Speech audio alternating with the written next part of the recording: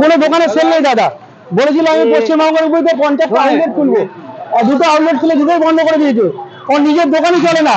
ও বলেছে 70-80 কিলো ময়দা কাটে, 30 কিলো ময়দা কাটিয়ে দিলে ও জুতো নিয়ে বাঘা জুতো নিয়ে ঘুরবো, আর যদি না কাটাতে পারে ও হাজার মরে জুতো নিয়ে ঘুরবে। কি বলুক, গ্যারেজ গ্রহণ করুক, ওপেন চ্যালেঞ্জ যা হবে খোলাখুলি বলেছি।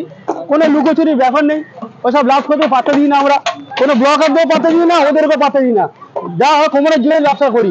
লোকাল কাস্টমার ভিডিও ভাইরাল হয়ে গেল, হ্যাঁ লোকে যা হবে লোকাল কাস্টমার জিন্দাবাদ। আমার জিন্দাবাদ। কোনো ব্লগের দোয়াতে ব্যবসা করি না, আর কোনো ভাইরাল পাগলদের নিয়ে ব্যবসা করি না, যে নিজের দোকানে চুরি করে ব্লগারদের দেখে বলে চুরি হয়ে গেছে। আরে তোমার বাড়িতে চুরি হলে তুমি থানায় কমপ্লেন করবে, তুমি ব্লগারদের দেখে বলবে চুরি হয়ে গেছে। তার মানে কি নিজের ভাই নিজে চোর, নিজে চুরি করে ব্লগারদের দেখে বলছে ওকে থানায় কমপ্লেন করেছে। পৃথিবী বিখ্যাত, ভাইরাল না পৃথিবী বিখ্যাত। হ্যাঁ পৃথিবী বিখ্যাত।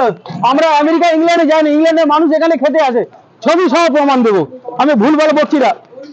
আমেরিকা থেকে ক্রিস লুইস এসেছিল, তোমার ইউটিউবে সার্চ করে নেবে, ক্রিস লুইস টেক্সাস থেকে। আমেরিকান রাজধানী ওয়াশিংটন ডিসি থেকে এসেছিল ডেলি ম্যাক্স।